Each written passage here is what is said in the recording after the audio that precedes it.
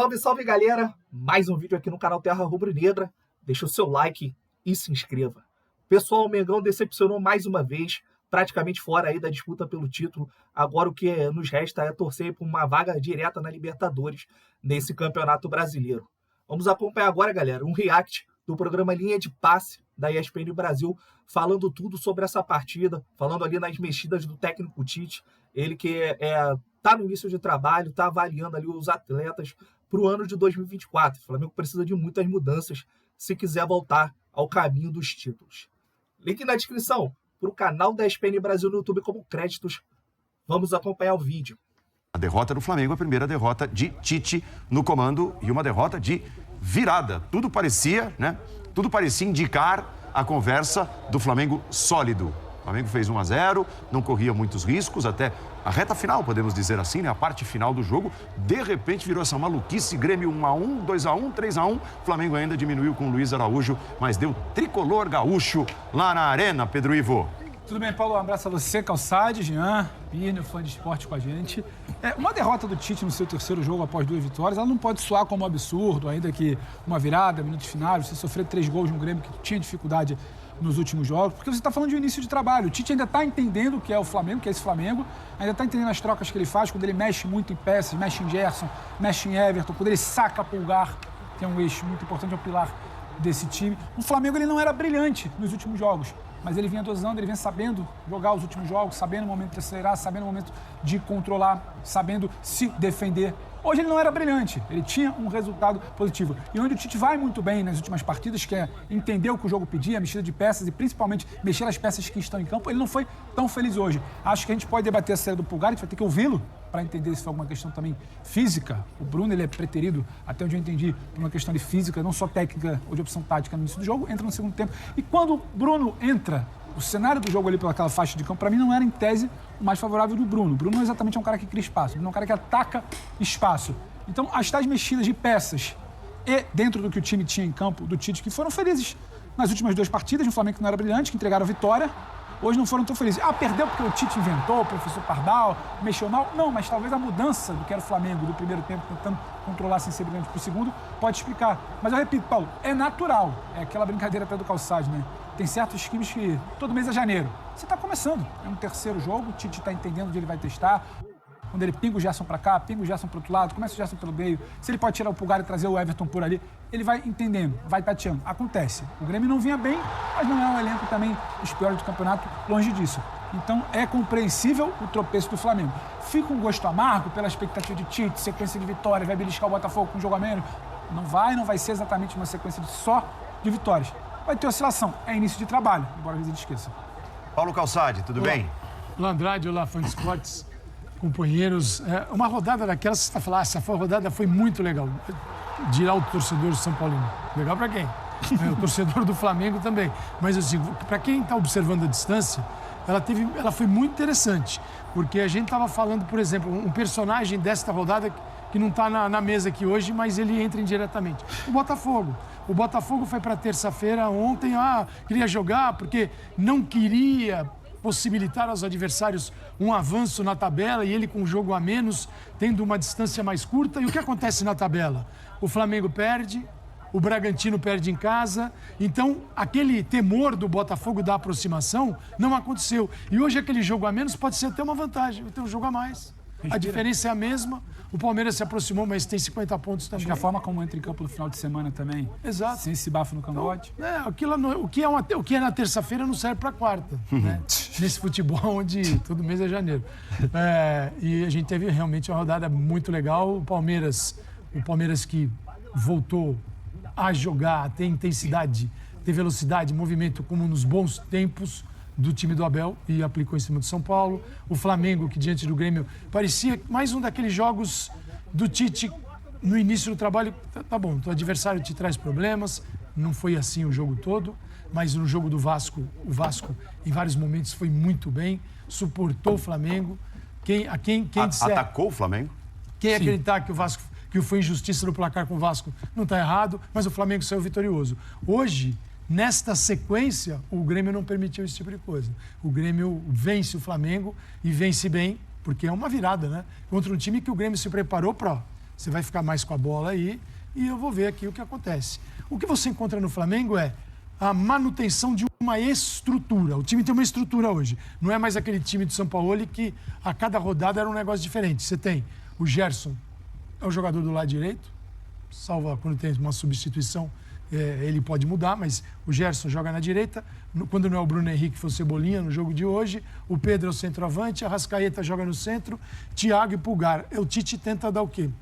Uma sequência a uma ideia. Se vai ser a ideia que vai tornar o Flamengo vitorioso novamente, a gente não sabe. Mas nesta série de jogos com espaço muito curto, a gente estreou semana passada. Já tem 3 jogos.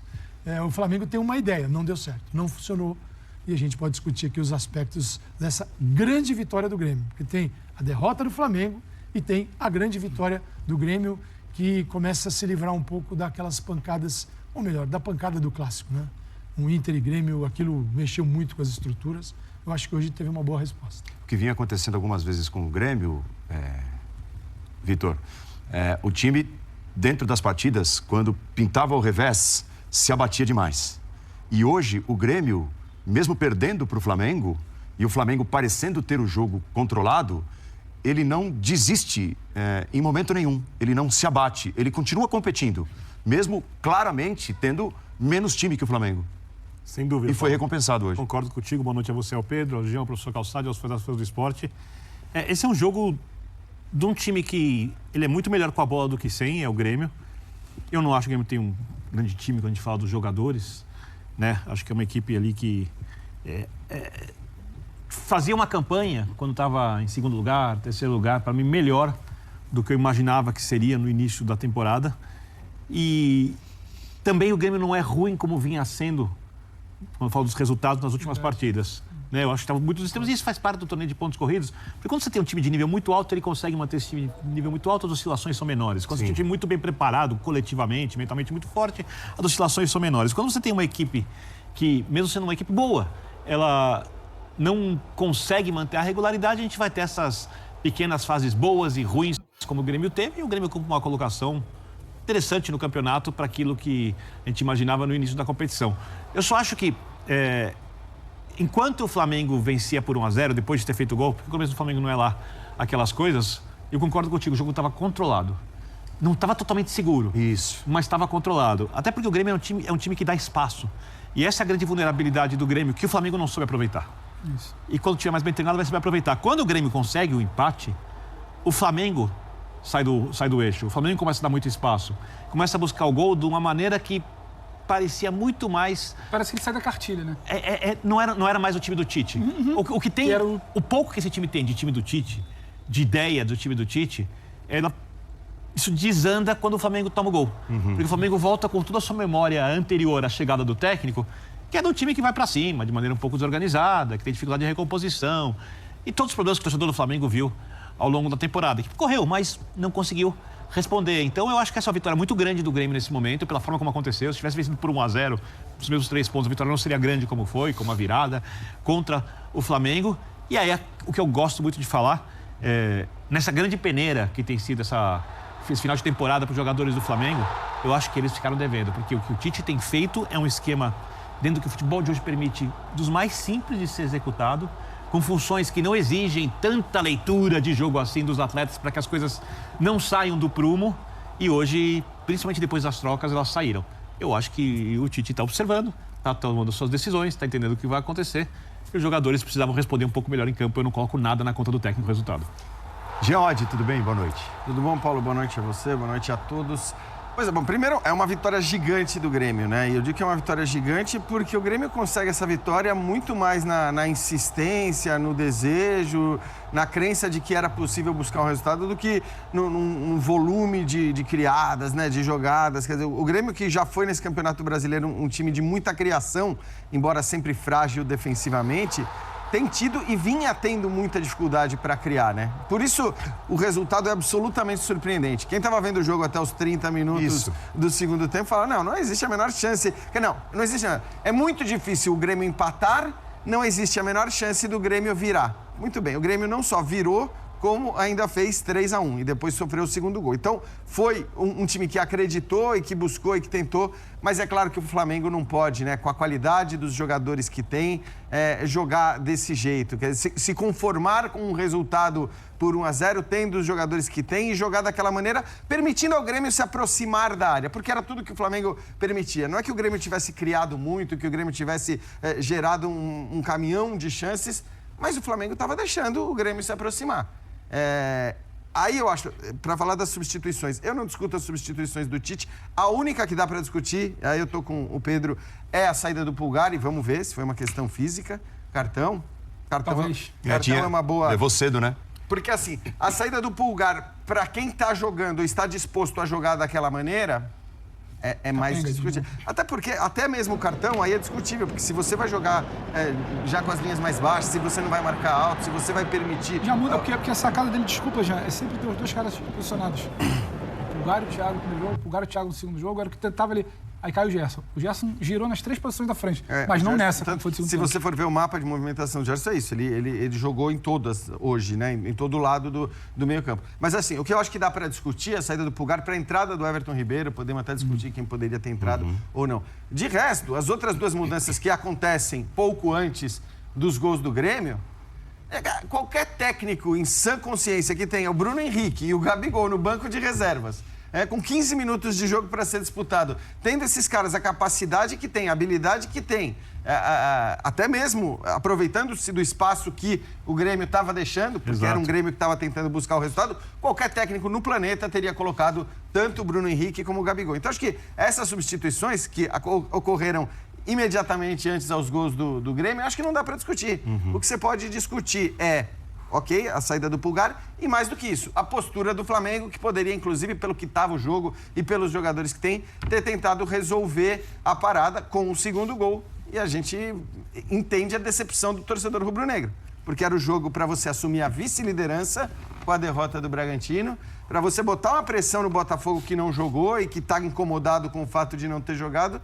E, ao invés disso, o Flamengo perde uma posição, cai para a 4ª colocação e, de fato, fica muito, muito improvável a conquista do título, na qual acho que vários torcedores já estavam acreditando. Tá aí, galera, esse foi o vídeo. É um Flamengo do ano de 2023 para esquecer totalmente. Um time apático. Hoje, novamente, o Flamengo fez ali 1-0 quando não estava jogando bem. Uma jogada do Everton Cebolinha, que no meu ponto de vista ele ainda foi muito fominha, era para ter passado a bola para o Pedro, ele acabou dando sorte ali na dividida com o Vila Sante, aí o goleiro saiu, ele driblou o goleiro e abriu o placar. Depois o Flamengo foi levando o jogo em banho-maria, não atacava, não pressionava o Grêmio, não tentava fazer o segundo gol. É uma síndrome de técnico brasileiro de recuar e de não tentar o gol do 2-0, não tentar ter um placar melhor, um placar mais tranquilo. O Flamengo foi dando chance pro Grêmio, até que numa saída errada ali do Bruno Henrique, o Grêmio roubou a bola, fez uma tabela e empatou o jogo. Quando empatou o jogo, o Flamengo desabou em campo, o Flamengo desarrumou totalmente. O Pulgar é o pilar desse time, é o principal jogador do Flamengo na temporada, na minha opinião, e hoje ficou provado isso. O Pulgar saiu ali, o meio-campo do Flamengo praticamente inexistiu. O Everton Ribeiro, que temporada horrível do Everton Ribeiro. O Flamengo tem que pensar bem aí se vai renovar ou não com o jogador.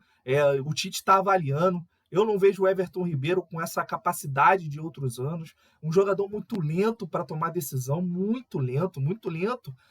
Tem um campo enorme pela frente, espaço para jogar. Ele demora muito a tocar a bola, demora muito a pensar. Eu não sei se o Flamengo faz um bom negócio e manter o Everton Ribeiro, até para ele mesmo, pegar uns novos ares, procurar um novo clube ali para tá tentando se desafiar, porque no Flamengo é um ano, assim, patético. O Everton Ribeiro tá jogando absolutamente nada no Flamengo esse ano e, na minha opinião, é um dos jogadores ali que o Flamengo não deveria renovar. O Tite tá avaliando essa situação, tá avaliando o elenco. Vamos ver aí as decisões do Flamengo no final dessa temporada. Tem que tentar garantir aí a vaga na Libertadores, que é o que restou, para esse ano não ser mais vergonhoso do que já foi.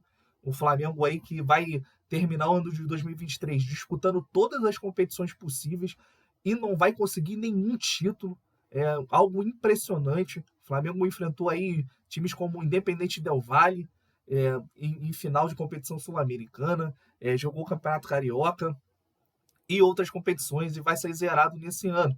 Esse ano é um ano de muito aprendizado, principalmente aí para a gente, torcedor, que endeusa certos jogadores. A gente vê aí que hoje no futebol não existe nenhum craque. Existem jogadores normais que dentro de um esquema, com um técnico competente, vai dar certo. Não existe nenhum fora de série, ninguém aí é jogador acima da média, é tudo jogador mais ou menos, que em um bom esquema ele vai conseguir render.